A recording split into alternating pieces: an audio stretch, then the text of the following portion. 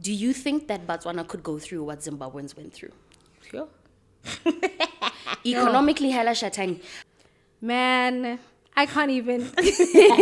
Guys, suicide rates are up. We need to talk about it. Suicide rates are up because people are not coping. Yeah. So mentally, emotionally, Botswana are not okay. Yeah. Nor are we in a position to handle what is about to happen to us psychologically, economically, mentally, emotionally. We are not built for that because all we know how to do is be given.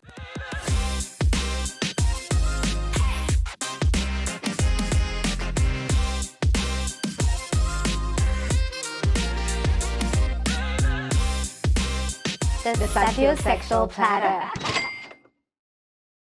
Creativity isn't just art. It's currency.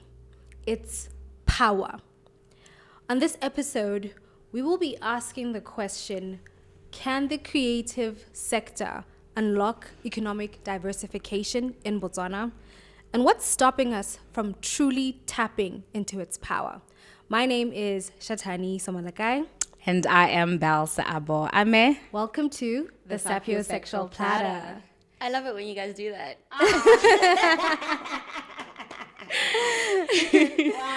Yeah, I do. I enjoy it so much. Hi. I love that. Ladies and gentlemen, please allow me to introduce a woman whose voice has not only filled airways, but has also ignited conversations, inspired change, and shaped culture in Botswana. Today we have Ross Tshiamo, who's a creative entrepreneur, a radio host, a policy specialist, and a human connector, a powerhouse who spent nearly a decade behind the mic. And today we have her here because she's a strategist, she's a bridge builder, and we thought she has a voice of authority to speak on different issues when it comes to the creative sector because she is a creative entrepreneur, and she's also very well informed because she is a researcher and a policy maker. Welcome, Ross. I want to become a policy maker at some point, at higher level, But yeah, thank you so much for the introduction. You're already doing it with the music. Yeah, I thought that consult, was very yeah, interesting. yeah. Consulting is part of making it. Tell us a little bit Absolutely. about Thank that. That's part First of all, policy thank you making. for having me. Yeah. I'm so excited to be here. I'm a huge fan of you guys, actually. Oh I think my I gosh. told you that when you joined me on my radio show a couple of months ago. But yeah, I'm a huge fan of you guys. We're a fan of well you. done. Yeah. And you're so thanks. stunning. Oh, She's thank stunning, you. guys. Oh. And she's actually tall, guys. Yeah, you guys, I've never heard anyone tell me that in photographs I look short. You guys are the first people to tell me that. Even live, you give short vibes. Really? Yeah. Oh, that's interesting. Because when I met her and she's taller than me. So I have a short man syndrome. So I was like, what are you doing up You're like, there? excuse me. Come back down here. Yeah, thank you for having me, ladies. Yeah, welcome. Yeah. So what do you feel and make of Botswana at the moment? Like in terms of the economy, where we're at? Let's start there.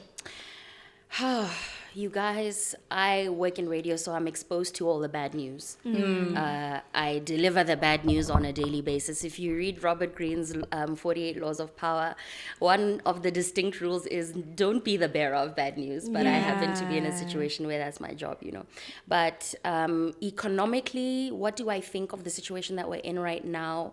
I just think it's disappointing in that we got here without having diversified our economy. Yeah. You guys know about that. I think I watched an episode recently where you guys spoke on that. Why are we only having the diamond conversation now? Yeah.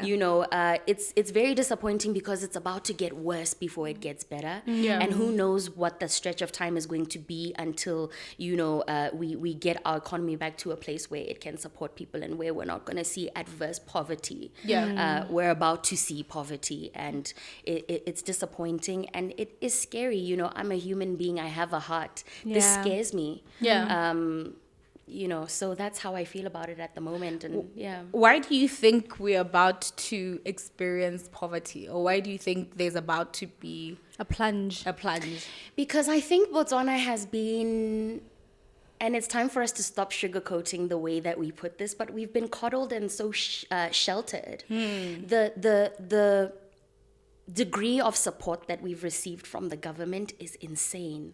The free healthcare, it's been a privilege. Yeah. Right. It's a huge Free privilege. but education. free healthcare, free education, a grant here, a grant there. Yeah. You know, a program that is supposed to uplift and empower here and there.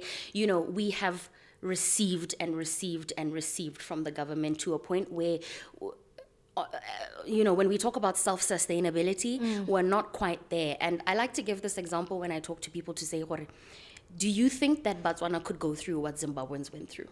Sure. Economically, hela shatani. Ga wa akanya gore, years ago, I had a dog who passed away. His name was Charlie. And we got somebody, you know, mo phase 2, mo gona le ha, you know, batho ba ya manteng, ba ba collecting the peace job, right? Yeah. And my dad and I went looking for somebody to help us dig a hole so we could bury my dog in the backyard. And the gentleman we got, you know, we got him, he helped us. And, you know, in conversation with this gentleman, we came to find that that guy had a PhD. Whoa. And he was digging a hole so that we could bury a dog. You understand what I mean? So when Lona Halilibile is a Motswana in a position right now, ha bona tota gore things are going downhill. Yeah. To puaganya mo lapeng abaya to a foreign country abare ke a go tender No matter somebody's what. garden kana ke a go dira housekeeping ya mongwe ko ga gagwe ke na le degree ke dueletswe ke gormente go a sekolong. Does a Motswana have the capacity to do that? Man, I can't even. Guys, suicide rates are up. We need to talk about it. Suicide rates are up because people are not coping. Yeah. So mentally, emotionally, Batswana are not okay. Yeah. Nor are we in a position to handle what is about to happen to us psychologically, economically, mentally, emotionally. We are not built for that because all we know how to do is be given. Yes. So just take me through that, Ross. Okay. We're at this place economically. We're trying to diversify.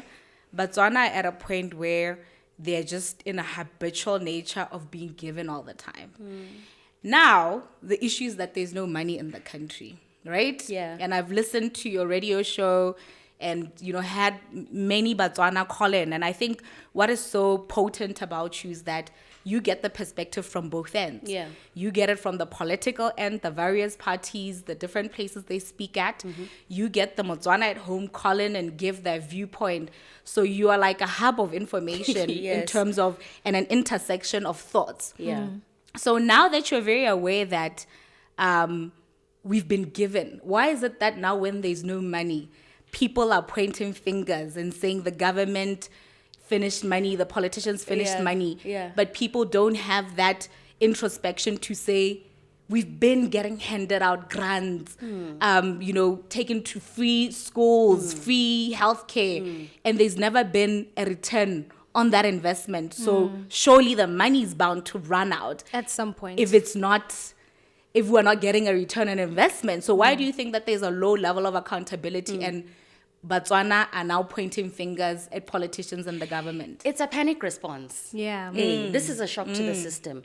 For instance, what had happened was we were weaned off of government support or over-reliance over a period of time. Yeah. I think our mindsets would have been different. Yeah. To say, okay, you know, for example, the education sector, okay, instead of 100% bursaries for all of us to attend, regardless of our economic status, to attend university, in 5 years, ra go hokotsa e be re re 80.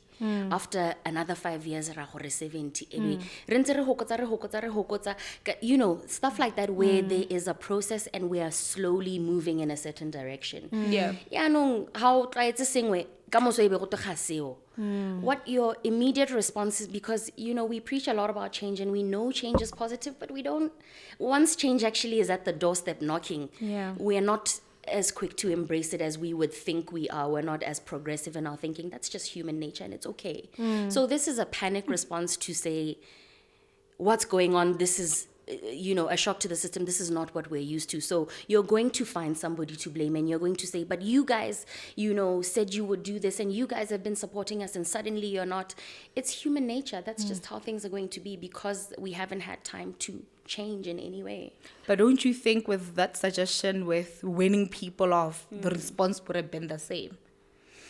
Because I feel like right now what they're experiencing is a weaning of sorts. Yeah, but Yeah. It's also, I think the scale at which we are weaning is extremely drastic. Yeah, it's radical. It's radical. Le hao ka tueng, you know, I think weaning little by little happens over a longer period of time rather than what we're experiencing now. So, Yeah. you know, Right now it's not pointing weaning. fingers 100%, right? Yeah. It's not weaning. No, Yeah, it's, now it's like a pullback. Guys, le lona la bon Yeah. type of situation. Yeah. And, you know, can we really come to terms with that gracefully? I don't know. Yeah. Yeah.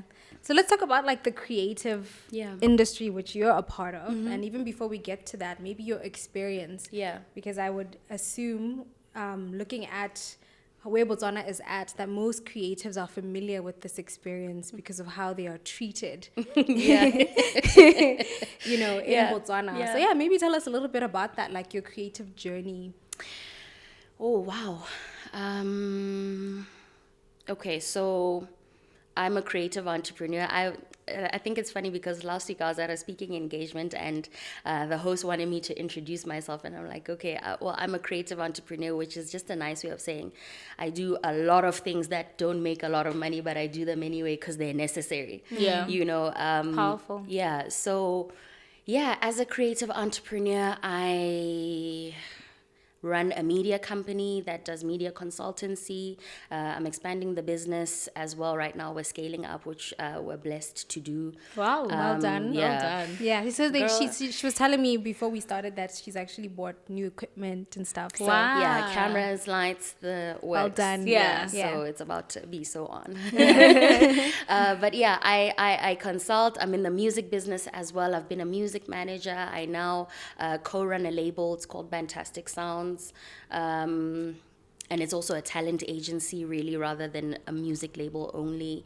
I work in radio. I've worked in radio since I was 19 years old. I'm 31 now. Wow. So yeah, creatively, I do a lot because I'm creatively inclined. I come from a musical family. My late dad was a DJ, you know, all of these things. So yeah. beautiful. And how has the experience been? Like, It's been interesting.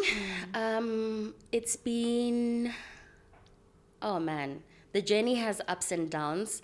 Like I said, I started in radio when I was 19 years old. So I started working in radio when I was in my second year of university. And that's when I really started to understand, one, what I was learning at school did not match what I was seeing in the industry. So that kind of raised an alarm for me.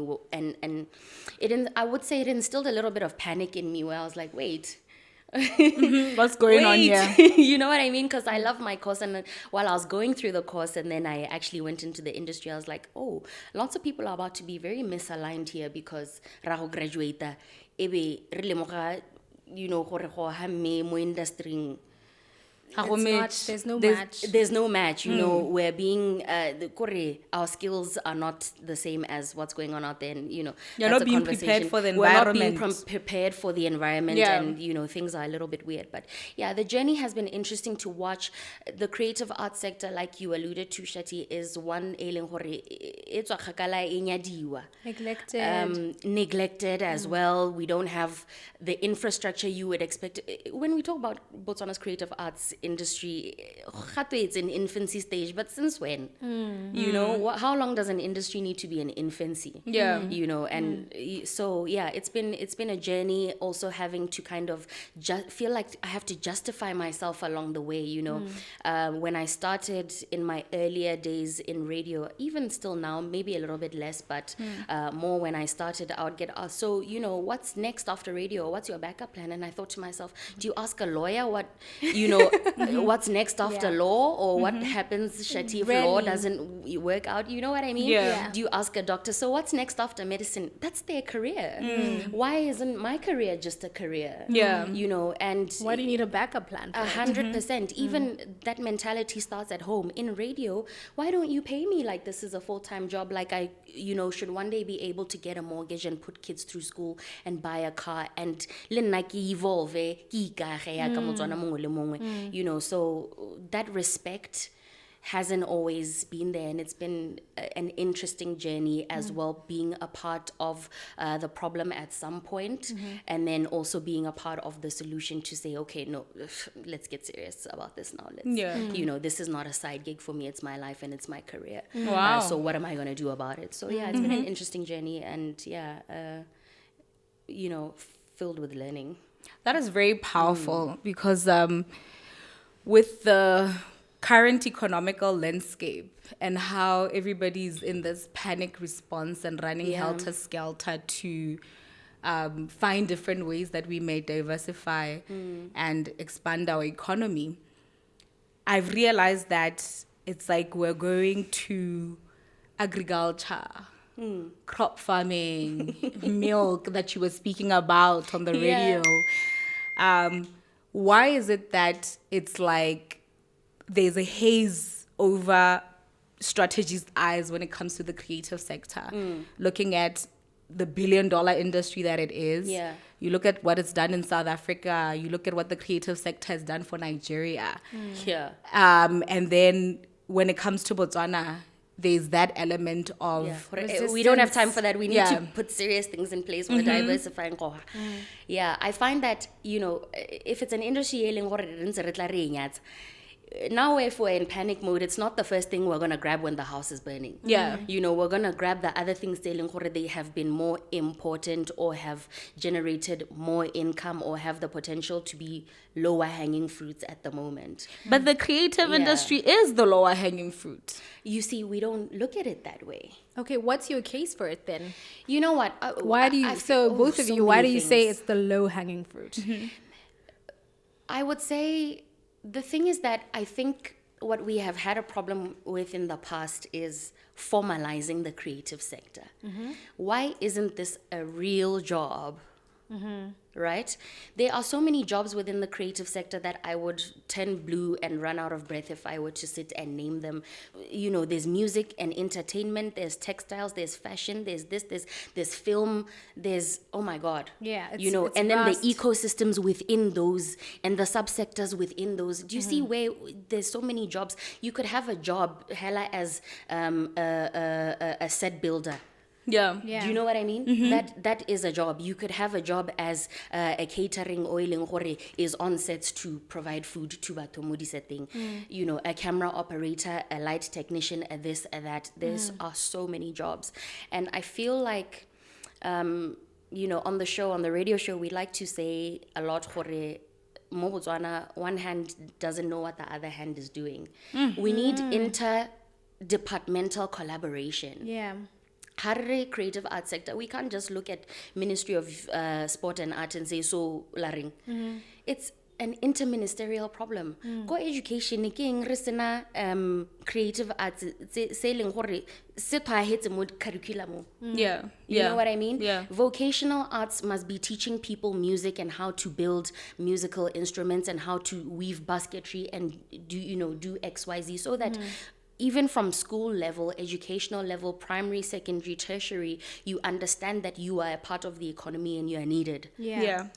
Nako ke yone e seong, we need your skills, hurry up and o tsene go mo school. You know what I mean? So le badiragatsi mo Botswana, you find a lot that we have degrees in other things, then we come to do arts. Yeah. Problem number one. Yeah. That's us being a part of the problem and our families as well kind of pushing us into, okay, Ross, you can go and do your what you might call your singing and your what, but please ngwana ka dira degree ya gago pele in finance kana o mo goeng lenyatso le simolla go nehela ho, because what you're saying is, hey, this is not going to work out, the potential that this won't work out is very high, so let me just cast a net for myself. Whereas we're not building industries to fit us in hare hetsa degree we ya music e kana kyaeng mo artsing, to say as soon as you leave there's a job for you. We're not doing that. So the problem is vast. It's everywhere. Like I said, education. We need to look at the Ministry of Sport and Art. Guys, we don't have facilities telling how they incubate runners. How long have we known clearly Botswana has a running gene? Yeah. We are producing runners like you wouldn't believe. And it's this new thing that we've just realized, and we're like, well, where the hell are all these runners coming from? Why haven't we already built an incubation sector? I remember Nigel Amose Ataboge at the Olympics. Yeah. He literally moved to Potchefstroom because they had a facility wow. there where he could train and focus and zone in Momabelong. Why don't we have that now that we have a gold medalist?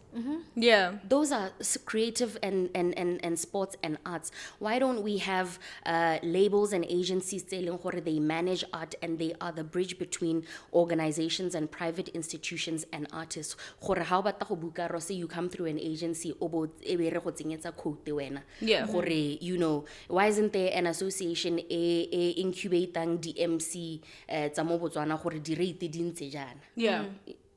Yeah.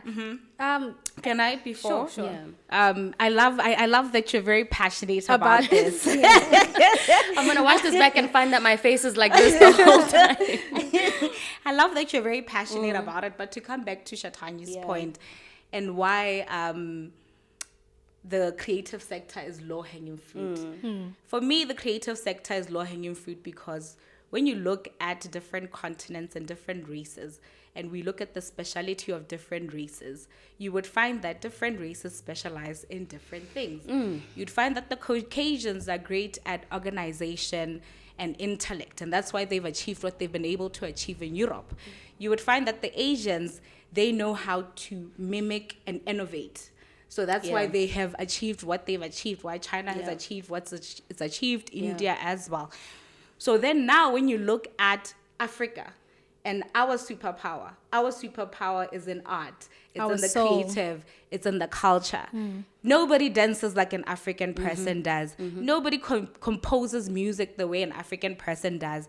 So for me, it's just like the nature of it being low-hanging fruit is that it's what's in our DNA. It's what we do so easily. You would find people who are in the corporate sector in the country currently. Shatanyi is one of them. You have lawyers who are musicians, suppressed.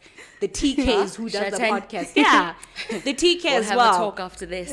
I know, right? So for me, it's just like Yeah. there's a split in identity. The nature of an African person is borderline schizophrenic. Yeah. Because we are living careers and identities that are not authentic to who we are as a people. Yeah. And that's why you would find somebody's a lawyer, a musician, a podcaster, all these many things, which is in our brilliance as well. So for me, it's just like, okay, if we have this dissonance in our identity, this multiple personality disorder when it comes to our careers, and majority of the people are being attacked by this artistic side to them, and it's suppressed and it wants to be expressed, that is the low-hanging fruit. Can I tell you why that is an issue and why that is a beautiful theory, but mo contexting ya Botswana ya stuck? Yes. Is because we as a society are watering down on a daily basis and such a rapid rate our culture and heritage. Yeah. Hello to radio mo Botswana, and I'll speak on this because you know I advise with policy where music is concerned, right? Hello to radio go lapina Chris Brown. Yes. And moretsi wa radio tla go bolela gore yeah, but I like that music. But who made them like that music? Somebody has to program them. Hey, somebody has to put this is a national broadcaster we're talking about, whether it's private or government. Somebody has to program Botswana to have a certain kind of taste in radio. Yeah. We are the ones who curate the content, Yes. So Kobokra, which is the Botswana Communications Regulatory Authority, I think the local music quota is sitting at around between 40 and 49%. I think it's 40. Why isn't it 60 or 70? Yeah. Where a radio station is told, hey, you must submit a quarterly report to us that shows us gore 70% of this playlist is local. Gore Motswana kgone go programiwa gore re retsa seretsi. Motho ha tla tswa ko Germany. Aba tshuba radio. Go lla Chris Brown, go lla Beyonce. The same music And that they're listening to. The same music that they're probably listening to German music if we're being honest. But you know. Yeah. So what is it that stamps our culture and heritage ha batho batla mo Botswana and says innately gore this is our culture. I'll reference you guys to something that we've taken interest in recently, my co-host and I on radio, and it's called destination branding. Tourism has to work with the private sector, and those would be advertising agencies and the like, to say how do we brand certain parts of the country in a unique way that represents culture and heritage of that place. Did you know that Francistown, apparently gatwe a emise go bitswa ghetto? Oh, wow. But it's a nickname, and it's the culture and the soul of the place. Yeah. Because they claim that it's derogatory. I don't think it's that at all. It's actually Yeah. Yeah. You know, or you need to take a posture of branding our country in such a way that it has presence and has a voice of its own. It goes before you in a conversation. Yeah. Cape Town is known as, Kokapa. Kokapa, it's you. As soon as you hear Cape Town, you're thinking wine, you're thinking beaches. As soon as you hear Okavango, you're thinking safari, you're thinking this. That is the only place that, in Botswana that has an identity. The branding of that place has been taken seriously. So back to the issue of cultural heritage and branding, we've adopted so many international practices and international music, arts, film. We have a struggling film industry because we want to kind of mimic the way other cultures do things because they seem more successful.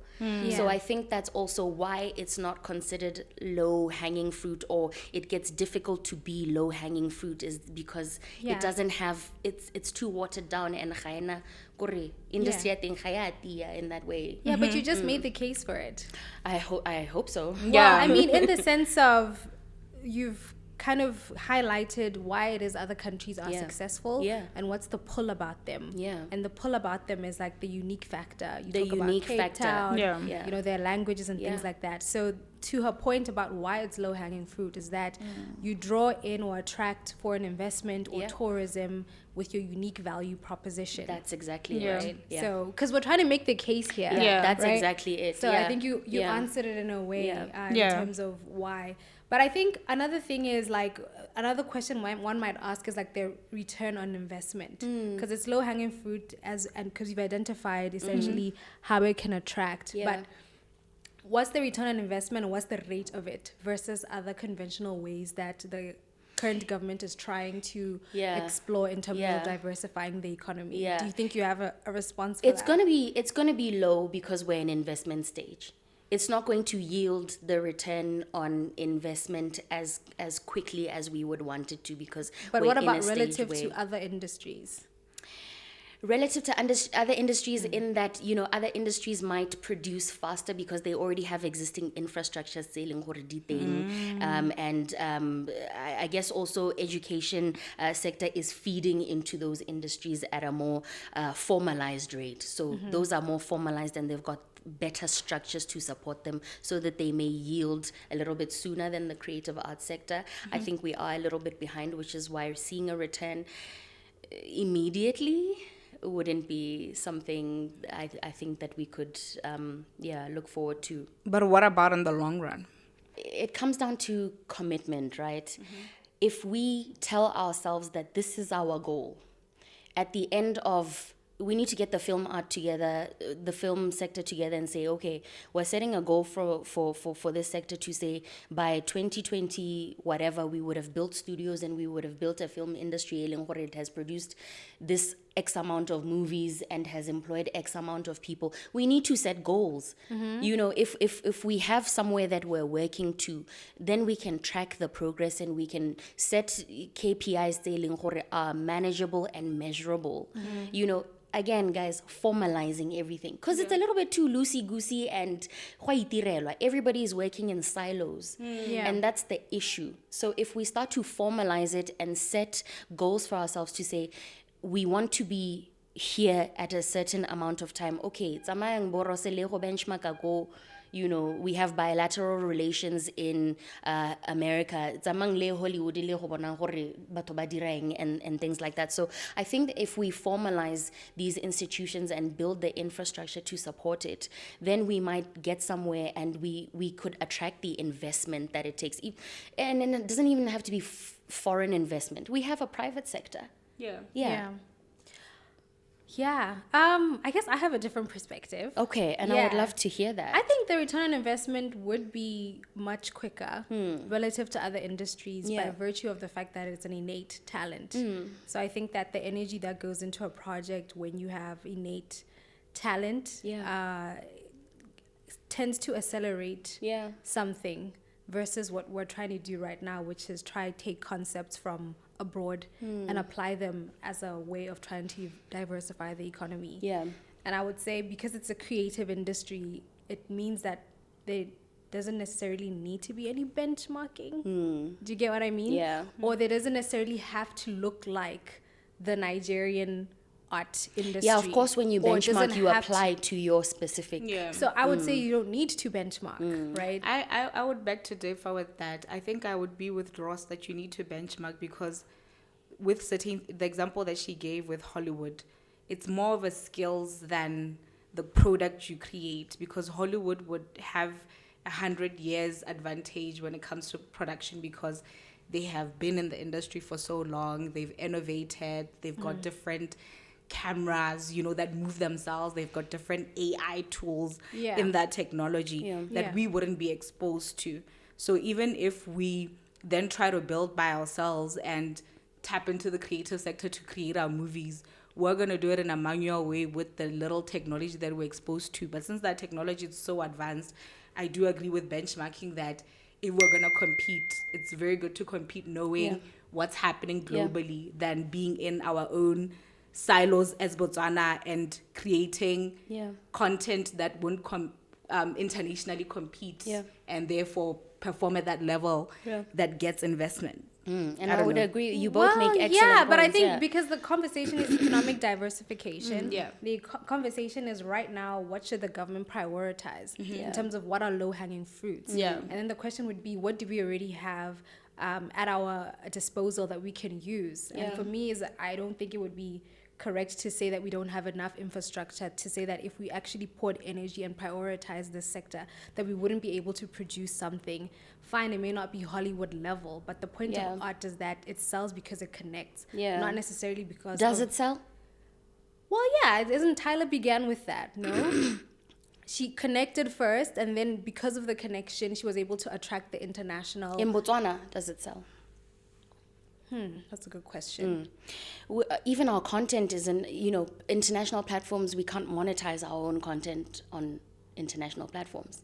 Well, that's because there hasn't been any real concerted effort towards monetizing it, because we require people, possibly even lawyers, to go and talk to YouTube and say, hey, can we please include Botswana in the framework of monetization? 100%. But even just locally, I find that when it comes to paying for creative art, it's just not as aggressive as it should be or fleshed out as it should be. But that's what I'm saying. Let's make the argument for it. Let's make the argument for it. Why? Like, if we're trying to convince the government right now to say, look, you need to prioritize art right now, what are you saying? Because for me, if you're saying a long-term investment, then we're basically saying they're right. This is not an industry that we should be paying attention to, because the returns are long term. So if they're long term, let's look at milk, because if I milk a cow right now, I'll be able to sell milk tomorrow and make money.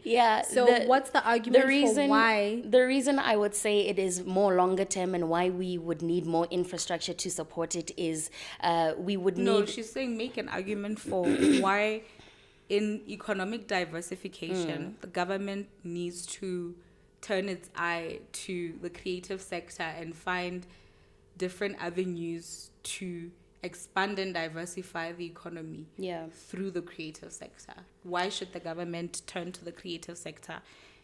And well, like you've just said, we have the art. You know, globally, a couple of years ago, the creative arts sector was responsible for 2.2 trillion US dollars.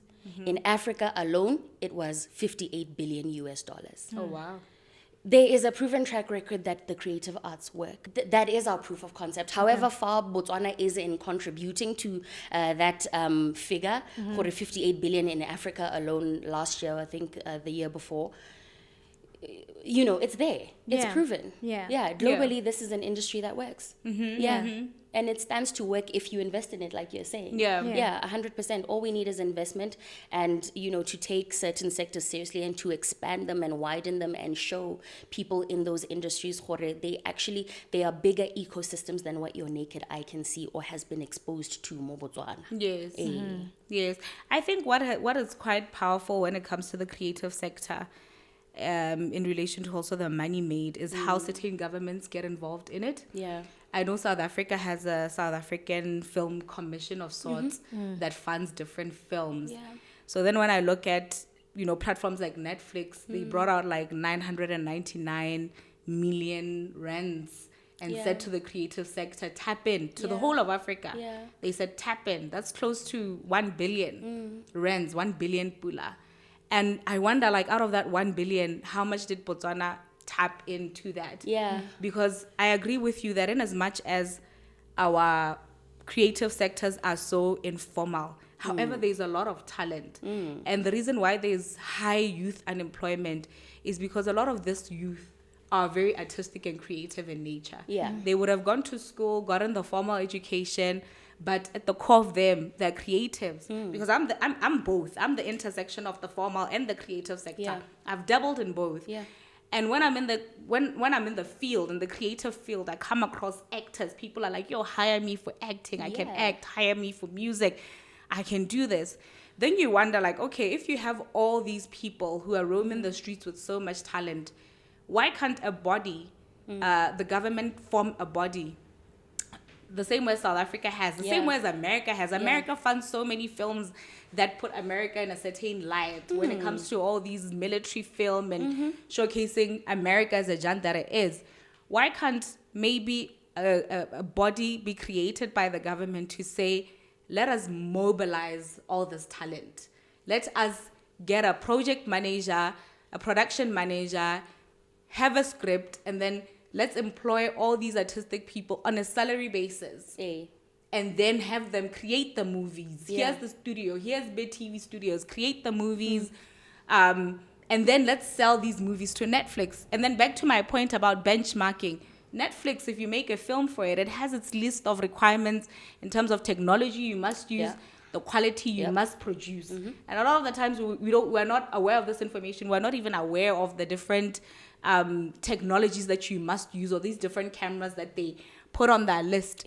So what if we could just take 50, 100 youth who are unemployed, who are into acting? I volunteer myself as Belle. I'll be the production manager. I'll definitely direct, guys. And I will get the people to make 4 or 5 films. And then let's sell those films and see how much money they can make. I don't know if you guys have ever heard of a little, body called the National Arts Council of Botswana. Yes. It was formed in 2020. It's 5 years running. It was launched, though, in 2023. Utlahela. It was launched in 2023, 2 years ago, because I was there at the launch. Right? That is what a council like that is supposed to be doing. We interrogated Kanyateng Maloba to say, okay, but what actually is happening over there? You know, they've got grants, they've got funding structures, but there's a lack of a plan where sustainability is concerned. Okay, le re ha di grant tsa 100,000 every year or however much we're talking, what happens after that? What are we building towards? What's the end goal and what's the end result? Gona le Film Association of Botswana, we spoke to a gentleman recently o ileng hore says hore kana mo Botswana, when you go into, I guess we can call them heritage sites or protected sites by, you know, the Okavango and things like that. Did you know that entities, private international entities like Bonet Geo, Libo BBC, Wild, and all of these things pay up to $10 million US for 60-second footage? But videographers ba wildlife in Botswana are not allowed to film in certain areas. Wow. So the ease of doing business at some point blocks the creative sector. Why is it that an NGO can come through into those sites? They protected, Bonet Geo Baduela, Libo Netflix are paying bank for, and is able to shoot that footage, but a Botswana filmmaker is not. What are the policies we're sitting down to create, and not just create? In Botswana, we have policies on policy on policy. Enforcement is the issue. Implementation is the issue. You know, what is it that is protecting the creative arts sector to say, this is how you are going to benefit sustainably?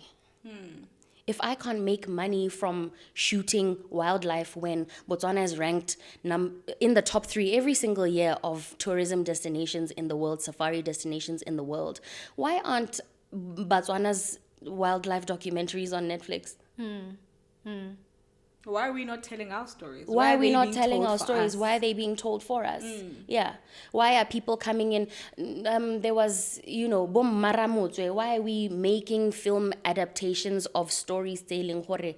Well, I mean, I guess for me, I would never stop another person from doing something because Yeah. it's not as though them doing it has stopped me. 100%. You know what I mean? Yeah. No, that So- and I fully agree with you on that point. but, Yeah, okay, 100%. yeah. Maramotse has the license to do. Why am I saying Maramotse? Alexander McCall Smith. Right. And I was the looking for that name. producers Thank you. can Yeah. have the creative license. I Yeah. mean, they too are tapping into their Yeah. creativity to do that, but them doing that shouldn't stop us. 100%. And the question Yeah. here is, Accessibility. yeah, but okay. But I think fundamentally and finally, like, do you think looking at where Botswana is at, tapping into the creative industry will help us come out of? Oh, where yeah, we it'll are? contribute significantly, guys. At the end of the day, I'm an advocate and have always been and will always be for the creative arts sector. It will. Yeah. If we give it the time, energy, and commitment, Yeah. re hokotse lenyatso of first address it. Yeah. Re bone gore gone mme lenyatso la teng le tswa kae. A re ko moding wa kgang pele. That's when we can start to kind of reverse the effects of where we've been and unlearn certain narratives, behaviors, stereotypes. Highly artistic gora gore ga se motho o serious mo botshelong. I can't imagine they have a mortgage or a car, or that's why I must always keep in the back of my mind, but what's their backup? Because, okay, where do they really make their money? Because I know it's not from the creative arts. How do we change our mindsets? Mindset change. He cooked with that one. Oh no, he was cooking. And I believe in mindset change to the depths of my soul. Mindset wa Batswana needs a little bit of re-engineering. I think, culturally, we're just in a place where, we need a lot of that. Yeah. So it absolutely can. To answer your question, Shati, I think it can and it will.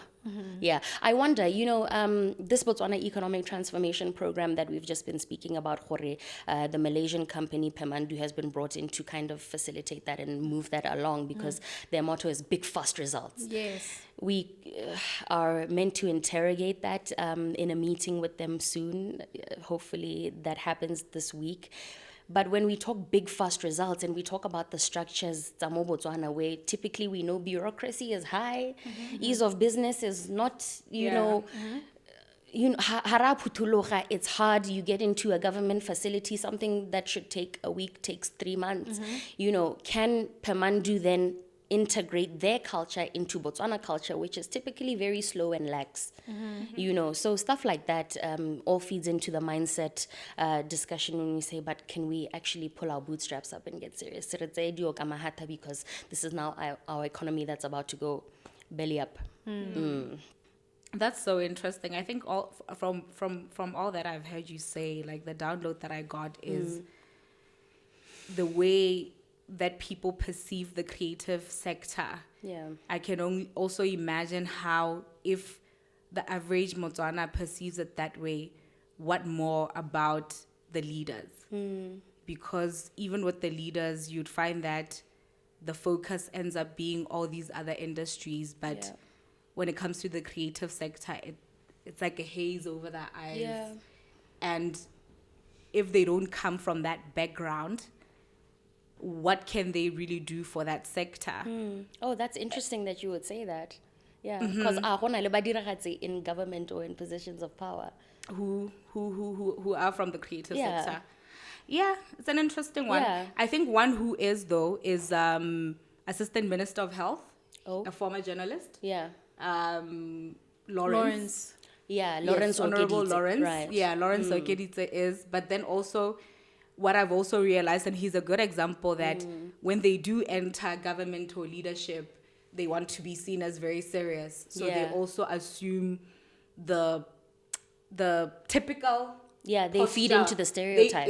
They feed. Thank you. Those are the perfect words. They feed into the stereotype because surely nobody wants to be seen as unserious. Yeah, 100%. Yeah, I agree So with that. it's quite interesting because it then becomes a very tough point. Tough in the sense that would they then even see the potential that we see? Yeah. Kore, ibile, when you get into a position of power, you have to be a people pleaser to a degree, I get. So you have to kind of go along with what Batswana on the ground are saying and their views and their aspirations. And so if yours don't match theirs, you become unpopular. And a politician, the last thing a politician should ever be is unpopular, because then they're never going to get into the position that they're gunning for, So it's a catch-22 and it's a double-edged sword, because you say as a politician, or I would imagine the stance of a politician is to, okay, let me get in your good graces, get la effecta, ha ke tsena mo officing e be ke bona gore ke pusha yang. How tsena, things change. You know what I mean? Guys, we've seen it happen where you vote for somebody who says X, Y, Z, and then when they get into that position, regardless of whether they felt a kind of way when they entered, things just change. And I don't know what it is about those positions because I've never been in them. But yeah, it's a very interesting perspective to see if our leaders aren't the ones championing certain kind of change and implementation in certain policies, then re ka hamusing hela by extension of what they are or aren't doing within their positions of powers and their ministries. Gompieno, MySec has been split, and we've now got Ministry of Youth and Gender, and then we've got Ministry of Sport and Art.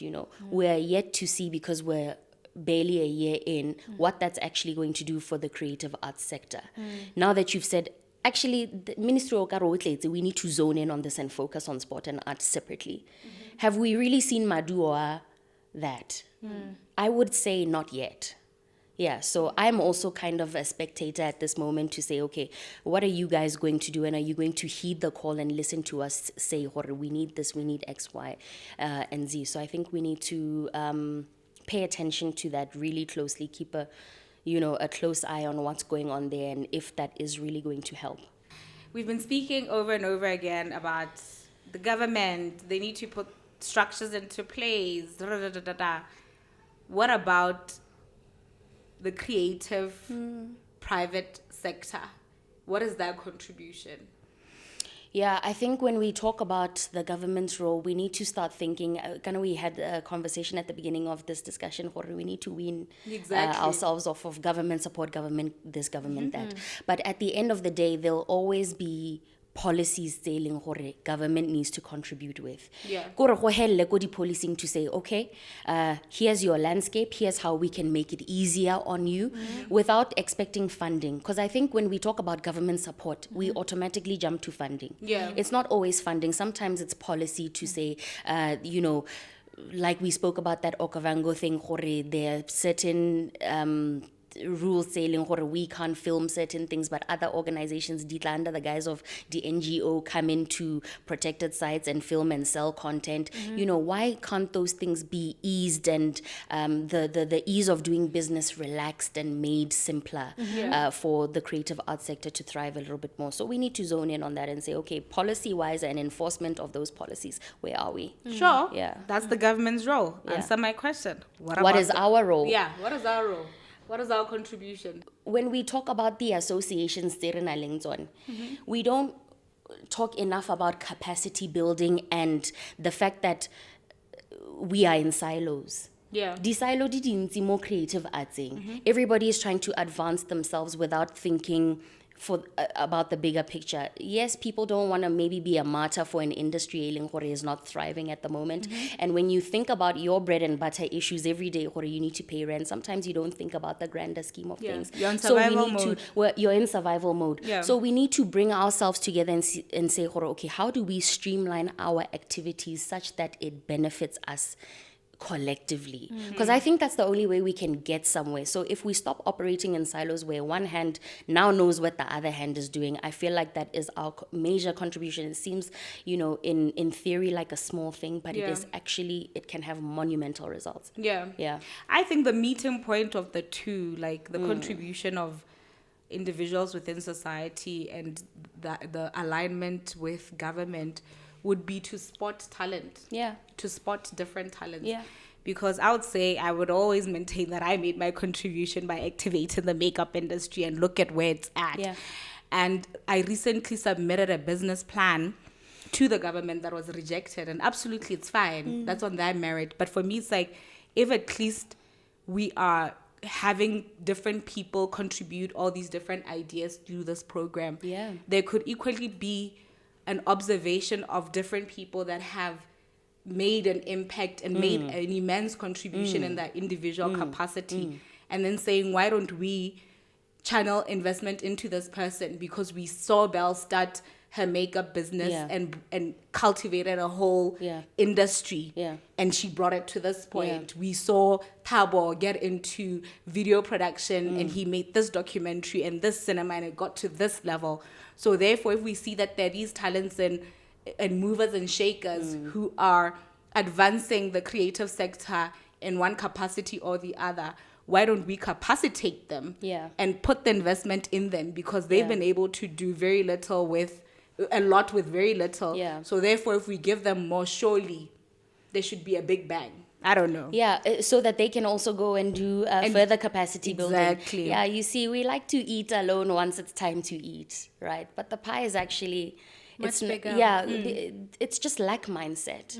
When you're in, like you said, Belle, survival mode, that is not how you operate. So I think the onus is on us, and to go back to your question, what is our contribution? We also have work to do where mindset change is concerned. 100%. It starts with us, actually. We are who activates everybody else to the level of our mindset once we actually get it in our heads. Just because I now am exposed to an opportunity where perhaps one of my funded project has been taken on by Pemandu for me to capacity build me, it means I can capacity build other people. It doesn't mean now I'm shooting off into the stratosphere by myself and riding off into the sunset. It means now this is big for my industry, because what project Pemandu didn't accelerate, Yakhashatani Kanabel, they accelerated for Ross. So I can come through my channel and industry to you two and say, guys, you won't believe what I learned. It's as simple as that. Is it a little bit? It's a lot to chew on. It's a lot to process. It's a lot. I guess I'm still, notwithstanding the lot to chew on, I still have a very optimistic stance. And you should, and so do I. And I do feel as though it should be one of the economic priorities. In fact, I think there's also magic in art, so that's the other thing. So it's not like other sectors where you can do like a business plan and it's like, I mean, what's the business plan when they do a movie like Avatar and it ends up selling billions? That surely wasn't in the plan. It was like, when we're just gonna do this movie, we're gonna we're going to release it, and then it has worldwide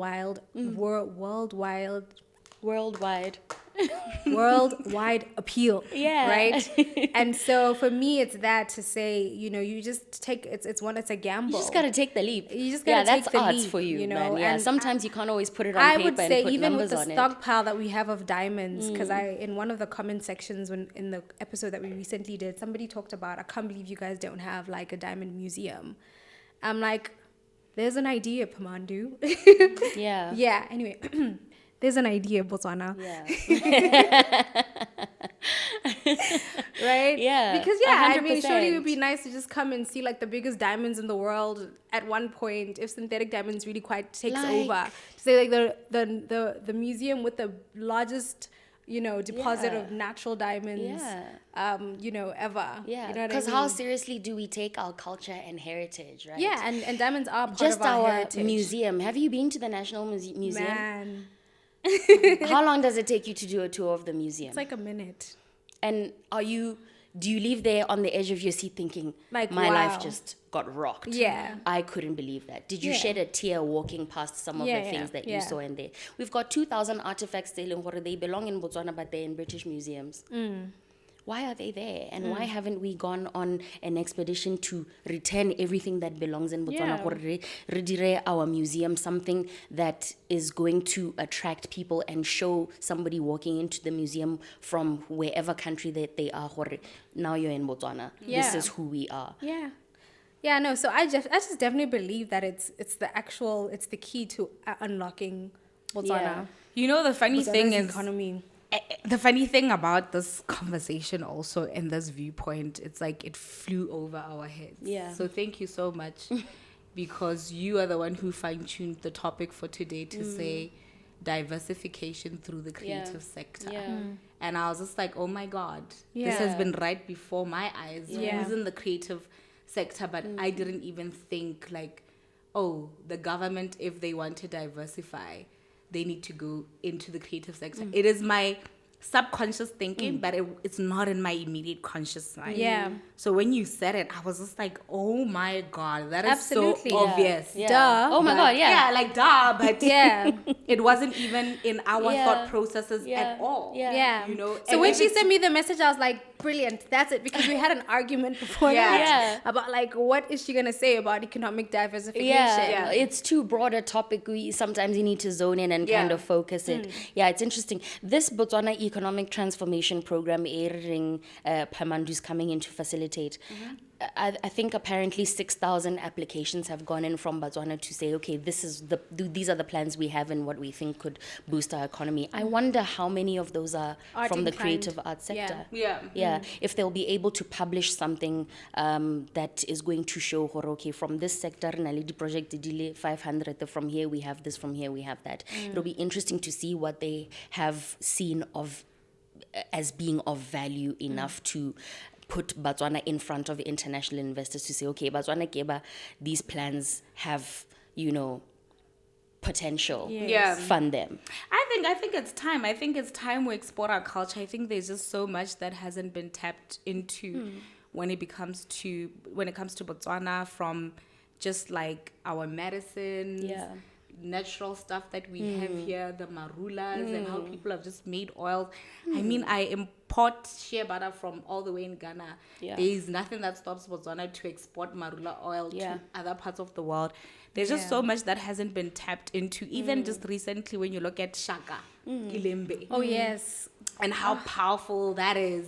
Have you watched And- it? Yeah. Oh, my God. And when you look at Setswana culture, from the way that we dress, Yeah. from our dance, Yeah. there's just so much that culturally can be exported that I just urge people to tap into themselves to Yeah. say, you know what, it's time. It's time that we sell our culture.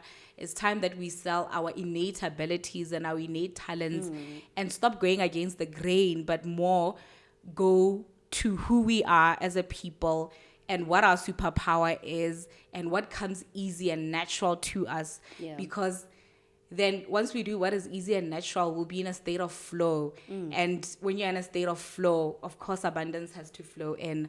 My name is Belsabo Ame, I'm Shatani Somalakai, and you've been watching the Sapiosexual Platter.